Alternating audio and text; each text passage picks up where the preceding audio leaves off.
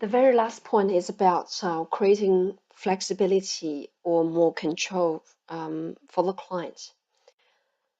The less the control from the bank, obviously, the more flexibility the client can have. As I mentioned before, it's not about, you know, encourage client to do some dodgy stuff and not to pay back the loan, etc.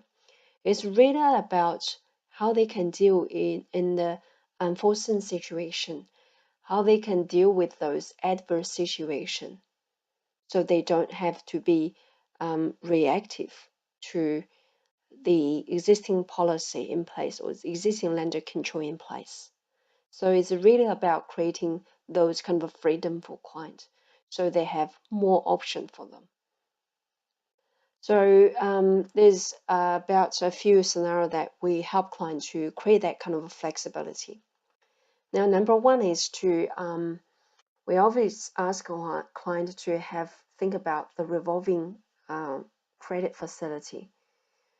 It's really important, really useful for property investors.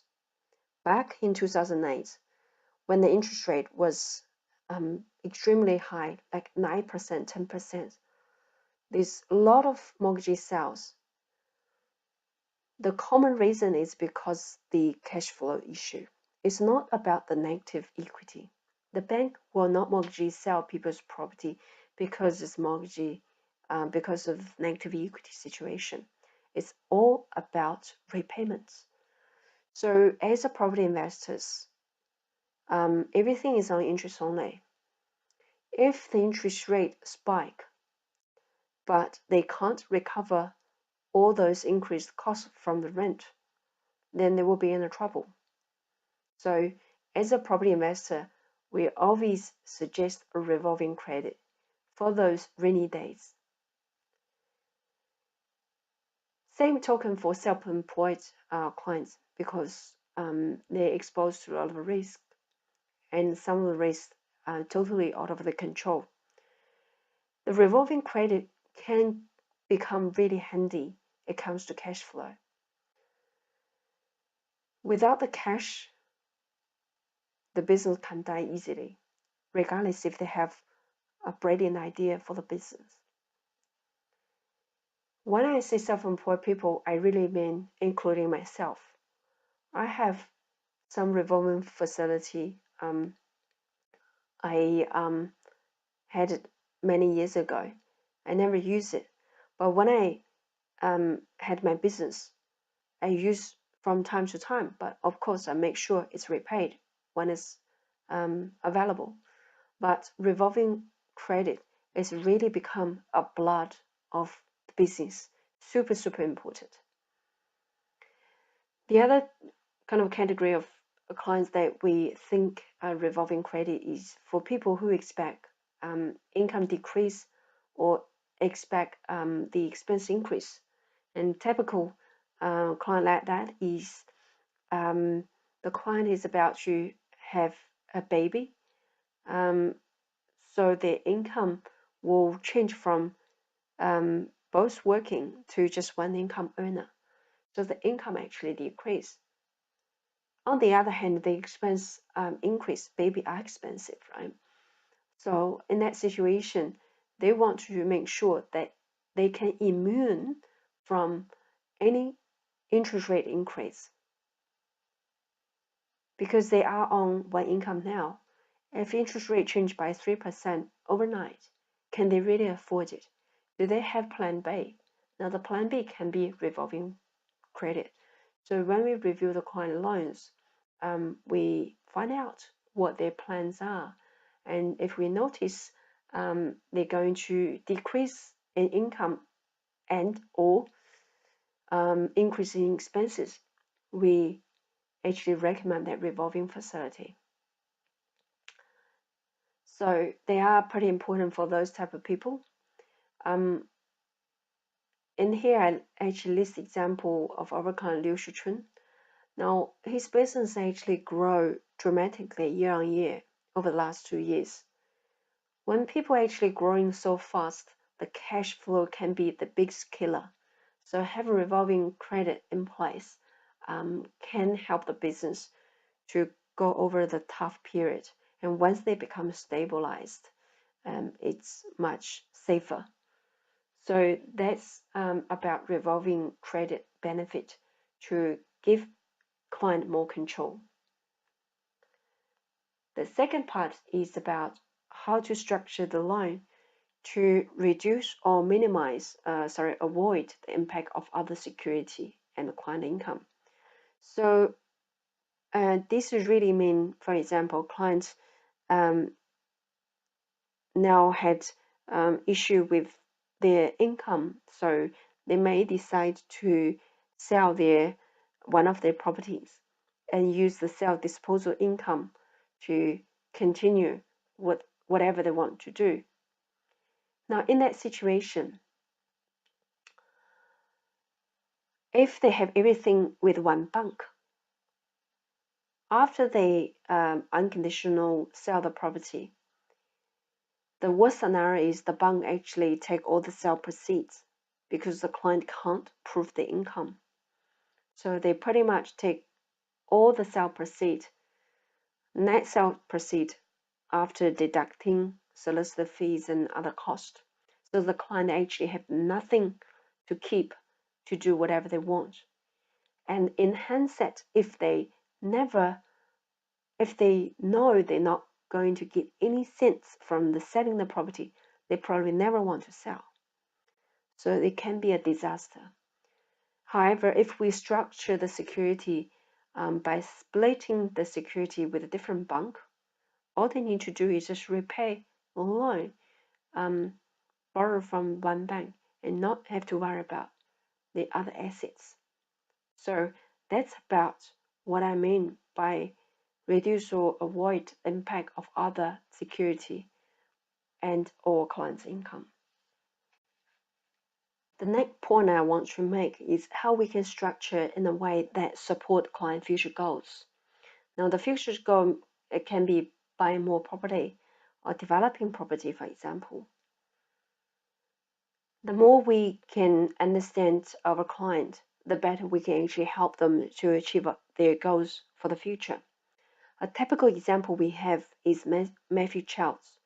Now, we didn't get to know him until he needed to buy the second property.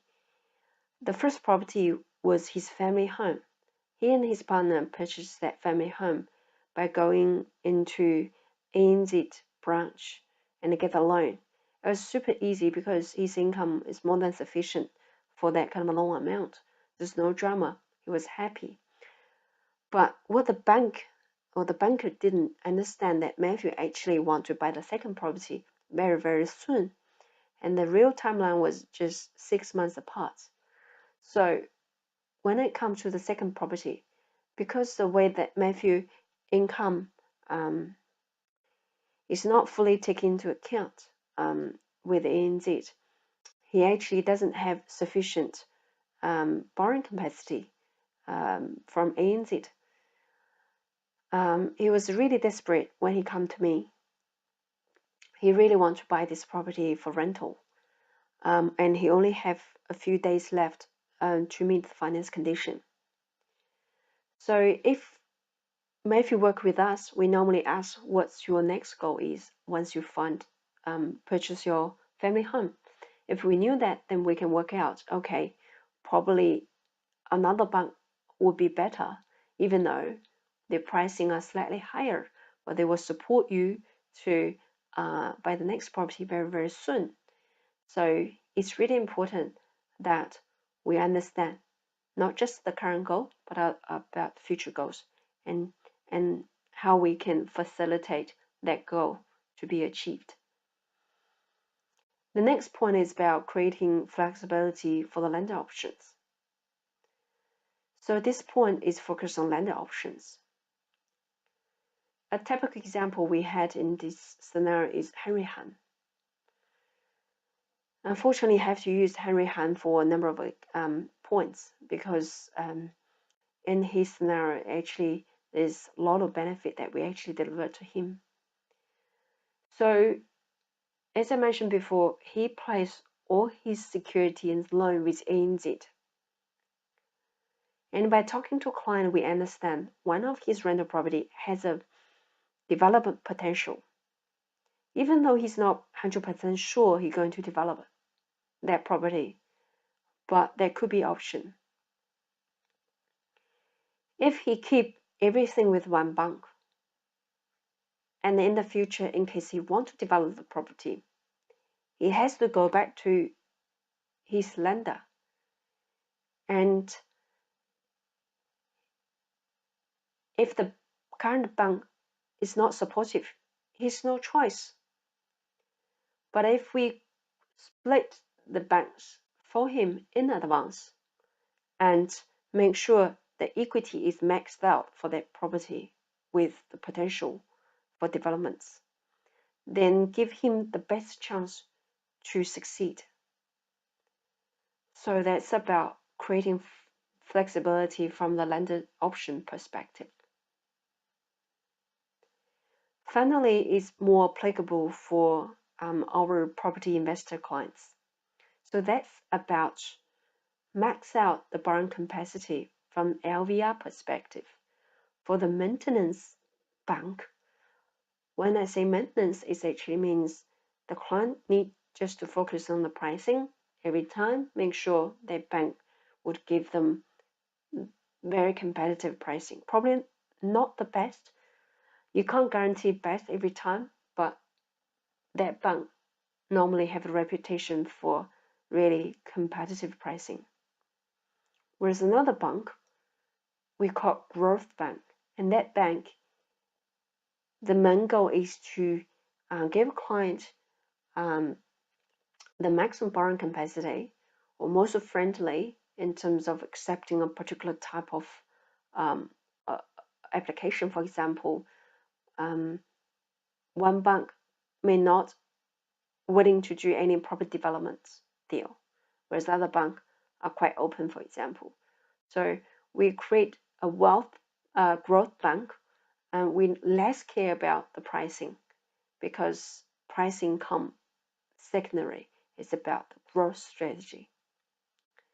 We do that all the time for our property investors.